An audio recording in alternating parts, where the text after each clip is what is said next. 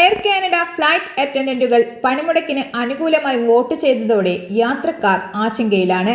10,000-ലധികം flight അറ്റൻഡന്റുകളെ പ്രതിനിധീകരിക്കുന്ന Canadian union of public employees ആണ് തങ്ങളുടെ അംഗങ്ങളിൽ 99.7% പേരും അനുകൂലമായി വോട്ട് ചെയ്തതായി അറിയിച്ചിരിക്കുന്നത്. ഓഗസ്റ്റ് 16 മുൻപ് 72 മണിക്കൂർ പണിമുടക്ക് നോട്ടീസ് നൽകുമെന്ന് സംഘടന വ്യക്തമാക്കിയിരിക്കുകയാണ്. ഇതോടെ ഈ ദിവസങ്ങളിൽ വിമാന ടിക്കറ്റ് ബുക്ക് ചെയ്തിട്ടുള്ളവർ എയർ കാനഡയുടെ സൈറ്റ് പരിശോധിക്കണമെന്ന് നിർദ്ദേശം നൽകിയിട്ടുണ്ട്.